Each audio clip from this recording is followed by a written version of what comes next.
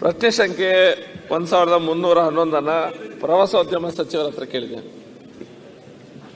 ಮಾನ್ಯ ಅಧ್ಯಕ್ಷರೇ, ಡಾಕ್ಟರ್ ಭರತ್ ಶೆಟ್ಟಿ ಅವರ ಪ್ರಶ್ನೆಗೆ ಉತ್ತರವನ್ನು ಮಂಡಿಸಿದ್ದೇವೆ.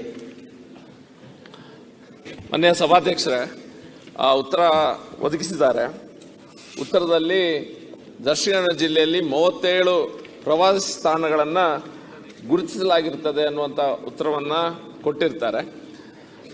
ಮಾನ್ಯ ಸಚಿವರ ಹತ್ರ ವಿನಂತಿ ಏನಂತ ಹೇಳಿದ್ರೆ, ಇದು 37 ಏನು ಇಯರ್ ಮಾರ್ಕ್ ಆಗಿದೆ, ಇದು ತುಂಬ ಸಮಯ ಆಗಿದೆ. ಇದನ್ನು ಅಪ್ಗ್ರೇಡ್ ಮಾಡಬೇಕಂತ ಅವಶ್ಯಕತೆ ಇದೆ. 37 ಸ್ಥಾನಗಳನ್ನು ಮಾತ್ರ ಗುರುತಿಸಿದ್ದಾರೆ.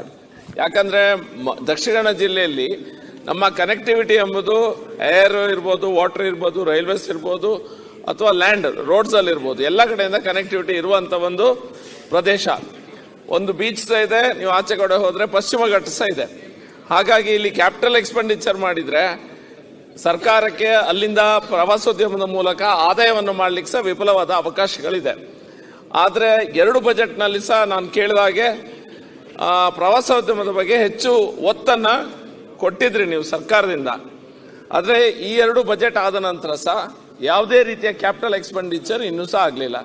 ಇದೆಲ್ಲ ಯೋಜನೆಗಳು ಏನು ನೀವು ಅನುಬಂಧದಲ್ಲಿ ಕೊಟ್ಟಿದ್ರಿ, ಎಲ್ಲದು 4-5 ವರ್ಷಗಳ ಹಿಂದೆ ಶುರುವಾದಂಥ ಯೋಜನೆಗಳು.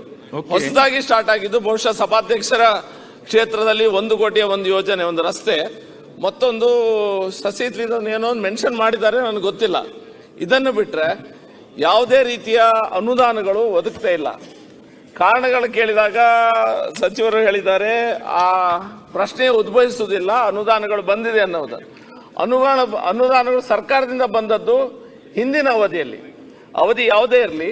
ನಾನು ಕೇಳೋದಿಷ್ಟೇ, ನನ್ನ ರಿಕ್ವೆಸ್ಟ್ ಏನಂತ ಹೇಳಿದ್ರೆ, ಹೊಸ ಯೋಜನೆಗಳನ್ನು ಮಾಡಿ ಅಲ್ಲಿ ದೊಡ್ಡ ಅವಕಾಶಗಳಿದೆ. ಜಾಬ್ ಕ್ರಿಯೇಷನ್ಗೆ ಸಹ ಅವಕಾಶ ಇದೆ, ಸರ್ಕಾರಕ್ಕೆ ಆದಾಯ ಮಾಡಲಿಕ್ಕೆ ಸಹ ಅವಕಾಶ ಇದೆ. ಹಾಗಾಗಿ ದೊಡ್ಡ ರೀತಿಯ ಕ್ಯಾಪಿಟಲ್ ಎಕ್ಸ್ಪೆಂಡಿಚರ್ ಮತ್ತು ಇನ್ಫ್ರಾಸ್ಟ್ರಕ್ಚರ್ ಡೆವಲಪ್ಮೆಂಟ್ ಅನ್ನು ಮಾಡಿದರೆ ದೊಡ್ಡ ರೀತಿಯ ಒಂದು ಪ್ರವಾಸಿ ತಾಣವನ್ನಾಗಿ ಮಾಡಲಿಕ್ಕೆ ಸಾಧ್ಯ.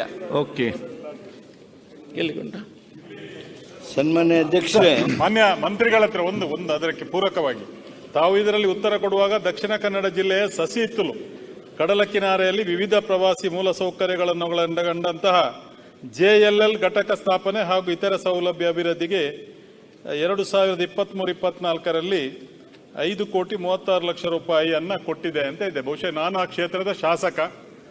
ಅದು ಯಾವುದು ಏನು ಅಂತ ದಯವಿಟ್ಟು ಅದನ್ನೊಂದು ಮಾಹಿತಿ ಕೊಡಬೇಕು ಅಂತ ತಮ್ಮಲ್ಲಿ ಕೇಳಿಕೊಳ್ತಾ ಇದ್ದೇನೆ. ಯಾವುದೇ ಕೆಲಸ ಸನ್ಮಾನ್ಯ ಅಧ್ಯಕ್ಷರೇ, ಮಾನ್ಯ ಭರತ್ ಶೆಟ್ಟಿ ಅವರು ಗಮನಿಸಬೇಕಾಗಿತ್ತು, ನಾವು ಕೊಟ್ಟ ಪ್ರಶ್ನೆಯ ಅನುಬಂಧ 1ರಲ್ಲಿ 182 ಲಕ್ಷಗಳನ್ನು ಒದಗಿಸಿರ್ತಕ್ಕಂಥದ್ದು, ಬಿಡುಗಡೆ ಆಗಿರ್ತಕ್ಕಂಥದ್ದನ್ನು ಪ್ರಸ್ತಾಪ ಮಾಡಿದ್ದೇವೆ. ನೀವು ಹೇಳಿದ ಹಾಗೆ ಈ 37 ಸ್ಥಳಗಳನ್ನು ನಾವೇನು ಪ್ರವಾಸಿ ತಾಣ ಅಂತೇಳಿ ಗೊತ್ತು ಮಾಡಿದ್ದೀವಿ, ಇವುಗಳನ್ನು ಅಭಿವೃದ್ಧಿಪಡಿಸ್ತಕ್ಕಂಥದ್ದಕ್ಕೆ ಏನು ಕಾರ್ಯಕ್ರಮ ರೂಪಿಸಲಾಗ್ತಾ ಇದೆ. ಅದರ ಜೊತೆಗೇ ತಾವು ಹೇಳಿದ್ರಿ, ಇನ್ನೂ ಭಾಳಷ್ಟು ತಾಣಗಳಿವೆ, ಅವುಗಳನ್ನು ಗುರುತಿಸಬೇಕು ಅಂಥೇಳಿ. ಈ ಮ್ಯಾಂಗ್ಳೂರು ಜಿಲ್ಲೆಯೊಳಗೆ ಏನು ಈ ಕಡಲ ತೀರ ಇದೆ, ಸುಮಾರು 100 ಕಿಲೋಮೀಟರ್ ಬರ್ತಾ ಇದೆ. ಅಲ್ಲಿನೂ ಸಹಿತ ಅಭಿವೃದ್ಧಿ ಮಾಡೋದಕ್ಕೆ ಒಟ್ಟು ನಮ್ಮ ಕರ್ನಾಟಕದ ಕಡಲ ತೀರ ಕಾಸರಗೋಡಿನಿಂದ ಹಿಡಿದು ಕಾರವಾರವರೆಗೆ 320 ಕಿಲೋಮೀಟರ್ ಇದೆ. ಆ 320 ಕಿಲೋಮೀಟರ್ದಲ್ಲಿ 40 ನೋಡ್ಸ್ಗಳನ್ನು, 40 ಸ್ಥಳಗಳನ್ನು, 40 ತಾಣಗಳನ್ನು ನಾವು ಈಗಾಗಲೇ ಗುರುತಿಸಿದ್ದೇವೆ. ಅವನ್ನ ಎಕ್ಸ್ಪ್ರೆಷನ್ ಆಫ್ ಇಂಟ್ರೆಸ್ಟ್ ಸಹಿತ ಈಗಾಗಲೇ ಕರೆದಿದ್ದೇವೆ. ಅವುಗಳು ಅಭಿವೃದ್ಧಿ ಆಗೋದು ಪ್ರಾರಂಭ ಆದರೆ ನೀವು ಅಪೇಕ್ಷೆ ಪಟ್ಟಂತೆ ಆ ರಸ್ತೆಗಳು, ಮೂಲಭೂತ ಸೌಲಭ್ಯ, ಈ 37 ಸ್ಥಳಗಳನ್ನೇನು ಗುರುತಿಸಿವಿ, ಇದರಲ್ಲೂ ಕೆಲವು ಕವರ್ ಆಗ್ಬೋದು. ಅವು ಹೆಚ್ಚಿನದಾಗಿರ್ತಕ್ಕಂಥ ಒಂದು ವ್ಯವಸ್ಥೆ ರೂಪಿಸೋದಕ್ಕೆ ಸಾಧ್ಯ ಆಗ್ತದೆ. ಆದ್ದರಿಂದ ಈ 37 ಸ್ಥಳಗಳ ಜೊತೆಗೆ ಆ ಕಡಲ ತೀರದ ಅಭಿವೃದ್ಧಿ ಏನು ನಾವು ಮಾಡ್ತೀವಿ, ಆ ಸಂದರ್ಭದಲ್ಲಿ ಈ ದಕ್ಷಿಣ ಕನ್ನಡ ಜಿಲ್ಲೆಗೆ ಪ್ರವಾಸೋದ್ಯಮ ದೃಷ್ಟಿಯಿಂದ ಪೂರ್ಣ ಅಭಿವೃದ್ಧಿಯತ್ತ ನಾವು ಹೆಜ್ಜೆ ಹಾಕ್ತೀವಿ. ದಕ್ಷಿಣ ಕನ್ನಡ ಜಿಲ್ಲೆಯಲ್ಲಿ ಹಲವಾರು ನಮ್ಮ ಟೆಂಪಲ್ ಟೂರಿಸಂ ರೀತಿಯಲ್ಲಿ ದೇವಸ್ಥಾನಗಳಿಗೆ ಕೂಡ ಅಭಿವೃದ್ಧಿಯನ್ನು ಪೂರಕವಾಗಿ ಜೋಡಿಸ್ಕೊಳ್ಬೇಕು ಅಂತ ಹೇಳೋದು ನಮ್ಮೆಲ್ಲರ ಮನವಿ. ಮೈಕೋನ್ ನಾನು ಹೇಳಿದ್ದು ಸರ್, ನಾನು ಹೇಳೋದು ಮಂತ್ರಿಗಳೇ, 187 ಲಕ್ಷ ಏನು ರಿಲೀಸ್ ಆಗಿದೆ, ಇದು ಹೊಸ ಯೋಜನೆ ಯಾವುದು ಸಹ ಅಲ್ಲ. ಹಿಂದಿನ ಯೋಜನೆಯಲ್ಲಿ ಯಾವುದು ಅದರ ಹಿಂದೆಲ್ಲ ರಿಲೀಸ್ ಆಗಿ ಫೈನಲ್ ಈ ಇಯರಿಗೆ ಏನು ಕೊಡಬೇಕು ಅದರಲ್ಲಿ ಸ್ವಲ್ಪ ಸಿಕ್ಕಿದೆ. ಹೊಸ ಯೋಜನೆಗಳನ್ನು ಯಾವುದು ಸಹ ಮಾಡಲಿಲ್ಲ. 37 ಸ್ಥಾನಗಳಲ್ಲಿ 37 ಏನು ಕೊಟ್ಟಿದ್ರಿ, ಅದರಲ್ಲಿ ನಾವೀಗ ಎರಡನೇ ಅನುಬಂಧದಲ್ಲಿ ಏನು ಉತ್ತರ ಕೊಟ್ಟಿದ್ರಿ, ಅದರಲ್ಲಿ ಒಂದು 50% ಅಲ್ಲ, ಮೇ ಬಿ 70% ಅಷ್ಟು ಸಹ ಅನುದಾನ ಅದರಲ್ಲಿ ಇಲ್ಲ. ಅದು ಏನೇ ಇರಲಿ, ಮತ್ತೊಂದು ಎಕ್ಸ್ಪ್ರೆಷನ್ ಆಫ್ ಇಂಟ್ರೆಸ್ಟ್ ಏನು ಬೀಚ್ ಸೈಡ್ ಅಲ್ಲಿ ಮಂತ್ರಿಗಳೀಗ ಮೆನ್ಷನ್ ಮಾಡಿದ್ದಾರೆ. ಎಕ್ಸ್ಪ್ರೆಷನ್ ಆಫ್ ಇಂಟ್ರೆಸ್ಟ್ ಬಹುಶಃ ಇನ್ನು ಲೋಕಸಭಾ ಚುನಾವಣೆಗಿಂತ ಮುಂಚೆನೆ ಅದನ್ನ ಫ್ಲೋಟ್ ಆಗಿರ್ತದೆ.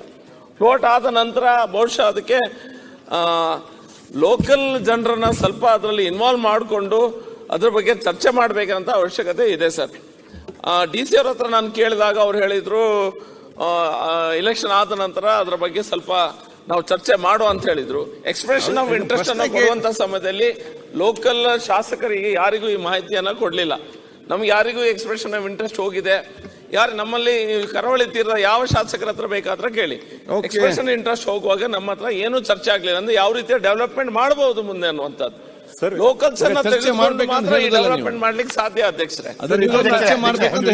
ಇದೊಂದು 5 ಕೋಟಿ ನನ್ನ ಕ್ಷೇತ್ರಕ್ಕೆ ಚರ್ಚೆ ಮಾಡಬೇಕಂತ ಮಾಹಿತಿ.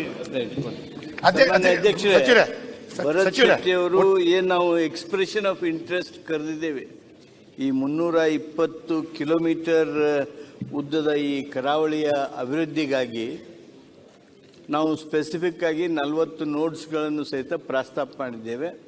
ಆ ಎಕ್ಸ್ಪ್ರೆಷನ್ ಆಫ್ ಇಂಟ್ರೆಸ್ಟ್ ಶಾಸಕರಿಗೆ ನಮಗೆ ಗೊತ್ತಾಗಿಲ್ಲ ಅನ್ನುವಂಥ ಮಾತು ಹೇಳಿದರು. ಸಹಜ, this is a tender floated, this is the publication we have made. ನಾವು ಶಾಸಕರಿಗಂತ ಮಾಹಿತಿ ಕಳಿಸಿಲ್ಲ. ಅದು 1 ಸೆಕೆಂಡ್ ಕೂಡ್ರಿ ಸ್ವಲ್ಪ ಏನಂತ ಹೇಳಿದ್ರೆ, ನಾನು ಎಕ್ಸ್ಪ್ರೆಷನ್ ಆಫ್ ಇಂಟ್ರೆಸ್ಟ್ ನಮ್ಮ ಹತ್ರ ಮಾಡಿದ್ದಂತ ಹೇಳಿದಲ್ಲ. ಈ 47 ಜಾಗಗಳನ್ನು ಏನು ಗುರುತಿಸಿದ್ರಿ, ಆ ಗುರುತಿಸುವಂತ ಸಮಯದಲ್ಲಿ ಯಾರದ್ದು ಕನ್ಸಲ್ಟೇಷನ್ ಆಗ್ಲಿಲ್ಲ ಅಂತ ಹೇಳಿ, local consultation no consultation at all ಅಂತ ಹೇಳಿ ಸರ್. ನೀವು ಟೆಂಡರ್ ಫ್ಲೋಟ್ ಮಾಡಿ ಅದು ಏನ್ ಬೇಕಾದ್ರೆ ಮಾಡಿ, ಅದು ನಮ್ಮ ಚಿಂತೆ ಅಲ್ಲ. ರೈಟ್. ಮಾನ್ಯ ಅಧ್ಯಕ್ಷರೇ, ಇದು ಹೇಗಿದೆ ಅಂದರೆ, ಈ 320 ಕಿಲೋಮೀಟರ್ನಲ್ಲಿ ತಾಂತ್ರಿಕ ವ್ಯಕ್ತಿಗಳನ್ನು, ಎಕ್ಸ್ಪರ್ಟ್ಸನ್ನು ನಾವು ಗುರುತಿಸಿ ಅವರಿಂದ ಈ 40 ನೋಟ್ಸ್ಗಳನ್ನು ನಾವು ಗುರುತಿಸಿರ್ತಕ್ಕಂಥದ್ದು. ಆದರೆ ನಮಗೆ ಏನು ಈ ಕೆಲಸ ಆಗಬೇಕು ಅಂದರೆ ಆ ಸ್ಥಳೀಯರದು ಸಹಿತ ಭಾಳಷ್ಟು ಪಾಲ್ಗೊಳ್ಳುವಿಕೆ ಬೇಕಾಗ್ತದೆ. ಆದ್ದರಿಂದ ನಾವೇನು ನಿರ್ಣಯ ಮಾಡಿದ್ದೇವೆ ಈಗ ಅಂದರೆ, ಆ expression of interest last deadline ಏನಿತ್ತಲ್ಲ ಅದನ್ನು ಎಕ್ಸ್ಟೆಂಡ್ ಮಾಡಿದ್ದೇವೆ. ಅಷ್ಟೇ ಅಲ್ಲ, ಮ್ಯಾಂಗ್ಳೂರು, ಉಡುಪಿ, ಉತ್ತರ ಕನ್ನಡ ಹಾಗೂ ಮುಂಬೈ ಈ 4 ಕಡೆಗಳಲ್ಲಿ ಈ ಏನು ಎಕ್ಸ್ಪ್ರೆಷನ್ ಆಫ್ ಇಂಟ್ರೆಸ್ಟ್ ಕರೆದಿದ್ದೇವೆ ಹಾಗೂ ನಮ್ಮ ಉದ್ದೇಶ ಏನಿದೆ, ಇವುಗಳ ಬಗ್ಗೆ ವರ್ಕ್ಶಾಪ್ ಮಾಡಬೇಕು ಅಂಥೇಳಿ ನಾವು ನಿರ್ಣಯಿಸಿದ್ದೇವೆ. ಜಿಲ್ಲಾಧಿಕಾರಿಗಳ ನೇತೃತ್ವದೊಳಗೆ ವರ್ಕ್ಶಾಪ್ ಆಗುತ್ತೆ.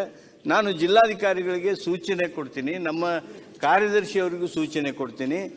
ಆ ಎಲ್ಲೆಲ್ಲಿ ವರ್ಕ್ಶಾಪ್ ನಡೀತಾವೋ ನಿಮ್ಮ ಜಿಲ್ಲಾದಾಗ, ಅವಾಗ ಶಾಸಕರನ್ನು ಅದಕ್ಕೆ ಆಮಂತ್ರಿಸಬೇಕು ಅನ್ನುವಂಥ ಸೂಚನೆಯನ್ನು ಕೊಡ್ತೀನಿ. ಇದು ಬಹುಶಃ ನಿಮ್ಮ ಆತಂಕ ಏನಿದೆ, ಸ್ಥಳೀಯರನ್ನ ನೀವು ವಿಶ್ವಾಸಕ್ಕೆ ತಗೊಳ್ಳಿಲ್ಲ ಅಂಥೇಳಿ, ಅದು ಬಗೆಹರಿತದ ಹಾಗೆ ಅಂತೇಳಿ ನಾನು ತಿಳ್ಕೊತೀನಿ. ಆ ಎಕ್ಸ್ಪ್ರೆಷನ್ ಆಫ್ ಇಂಟ್ರೆಸ್ಟ್ ದಿವಸ, ಅದು ವರ್ಕ್ಶಾಪ್ ದಿವಸ ನಿಮಗೆ ಏನೇನು ಮಾಹಿತಿಗಳು ಬೇಕು ನಿಮ್ಮ ಜಿಲ್ಲೆಗೆ ಸಂಬಂಧಿಸಿದ ಹಾಗೆ ಆ ಎಲ್ಲ ಮಾಹಿತಿಯನ್ನು ನಮ್ಮ ಪ್ರವಾಸೋದ್ಯಮ ಇಲಾಖೆ ಕೊಡೋದಕ್ಕೆ ಯೋಗ್ಯವಾಗಿರ್ತಕ್ಕಂಥ ನಿರ್ಣಯ ಮಾಡ್ತೀವಿ. ಮಾನ್ಯ ಮಂತ್ರಿಗಳೇ, ಒಂದು ರಾಷ್ಟ್ರೀಯ ಸರ್ಫಿಂಗ್ ಅಂತ ಒಂದು ನನ್ನ ಸಸಿಹಿತ್ತಲು ಬೀಚ್ ಅಲ್ಲೇ ಆಯ್ತು, ನ್ಯಾಷನಲ್ ಲೆವೆಲ್. ನಮಗೆ ಮಾಹಿತಿಯೇ ಇಲ್ಲ, ನಮಗೆ ಗೊತ್ತೇ ಇಲ್ಲ. ನಮ್ಮ ಹತ್ರ DC ಕೇಳಿದ್ದೆ ನಾನು, ಕೋಡ್ ಆಫ್ ಕಂಡಕ್ಟ್ ಇತ್ತು ಸರ್, ಹಾಗಾಗಿ ನಿಮ್ಮನ್ನು. ಆದ್ರೆ ಕೋಡ್ ಆಫ್ ಕಂಡಕ್ಟ್ ಇದ್ರು ನಮ್ಮ ಸ್ಥಳೀಯ ಶಾಸಕನ ಗಮನಕ್ಕೆ ಆದ್ರೂ ತರಬೇಕಲ್ಲ. ಉಮ್ಮನತ್ ಅವರೇ, ಪಾರ್ಟಿ ಯಾವುದೇ ಇರ್ಬೋದು, ಕರೆಕ್ಟ್, ಅದು ಇಷ್ಟೊತ್ತು ಬೇಕಾ? ಯಾವಾಗ ಕಂಪ್ಲೇಂಟ್ ಕೊಡ್ಬೋದು ರೈಟಿಂಗ್ ಅಲ್ಲಿ? ಅಲ್ಲಲ್ಲ, ನಾನೀಗ ಮಂತ್ರಿಗಳ ಗಮನಕ್ಕೆ ತರ್ತಾ ಇದ್ದೇನೆ. ಒಬ್ಬ ಅನುಭವಿ, ಒಬ್ಬ ಪ್ರಾಮಾಣಿಕ ಹಿರಿಯ ಸಚಿವರಿದ್ದಾರೆ, ಅವರ ಗಮನಕ್ಕೆ ತಂದಾದ್ರೂ ಇದಕ್ಕೆ ಪರಿಹಾರ ಸಿಗಬಹುದು ಅಂತ ನಾನು ಮಂತ್ರಿಗಳ ಗಮನಕ್ಕೆ. ಒಂದೇ ಮಿನಿಟ್ ಸರ್, ಸಚಿವರ ಹತ್ರ ಒಂದು ದಕ್ಷಿಣ ಕನ್ನಡ ಜಿಲ್ಲೆ ಮಂಗಳೂರು ಜಿಲ್ಲೆಯಲ್ಲಿ ಬಹಳಷ್ಟು ದೇವಸ್ಥಾನಗಳು ಒಂದು ಬಹಳ ಬೇರೆ ಬೇರೆ ಜಾಗದಿಂದ ಬಂದು ಒಂದು ಸ್ಥಳದಲ್ಲಿ ಬರ್ತಾರೆ ಅಲ್ಲಿಗೆ ದೇವಸ್ಥಾನಕ್ಕೆ. ಈ ಪ್ರವಾಸೋದ್ಯಮದ ವ್ಯವಸ್ಥೆಯಲ್ಲಿ ಆ ದೇವಸ್ಥಾನಗಳಿಗೆ ಬರುವಂಥ ಸಂದರ್ಭದಲ್ಲಿ ಅದಕ್ಕೆ ಕೂಡ ಮೂಲಭೂತ ಒಂದು ಸೌಕರ್ಯಗಳನ್ನು ಕೂಡ ಜೋಡಿಸಿಕೊಳ್ಳುವಂಥ ರೀತಿಯಲ್ಲಿ ಆಗಬೇಕು. ಪ್ರವಾಸಿ ತಾಣ ಟೆಂಪಲ್ ಟೂರಿಸಂ ಕೂಡ ಒತ್ತಾಯಿಸಿಕೊಳ್ಬೇಕು. ಅಧ್ಯಕ್ಷರೇ, ನಾನು ಈಗಾಗಲೇ ಒಂದು ಪ್ರಸ್ತಾಪ ಮಾಡಿದ್ದೆ, ಟೆಂಪಲ್ ಟೂರಿಸಮನ್ನು ಪ್ರೋತ್ಸಾಹಿಸಬೇಕು ಅನ್ನುವಂಥ ಮಾತು ಹೇಳಿದಿರಿ. ನಾನು ಈ ಸಂದರ್ಭದೊಳಗೆ ಭಾಳ ಪ್ರಾಮಾಣಿಕವಾಗಿ ಕೃತಜ್ಞತೆ ಹಾಗೂ ಅಭಿನಂದನೆ ಹೇಳೋದಕ್ಕೆ ಬಯಸ್ತೀನಿ.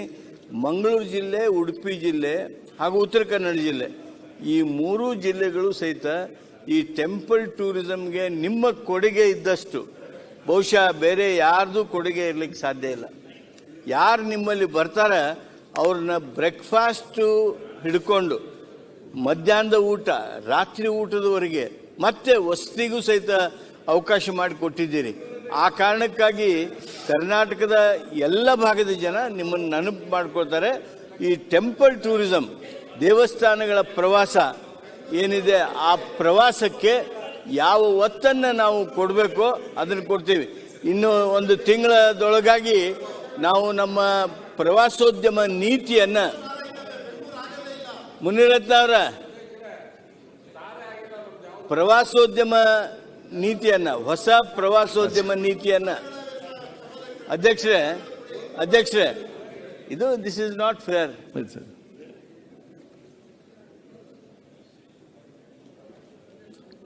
ಯಾಕಂದ್ರೆ ಕರ್ನಾಟಕ ಬೆಂಗಳೂರು ಬಿಟ್ಟು ಐತೆ ಅನ್ನೋದು ಎಲ್ಲರಿಗೂ ಗೊತ್ತಾಗಬೇಕಲ್ಲ. ನೀವು ಬೆಂಗಳೂರು ಬೇಕಾದ್ರೆ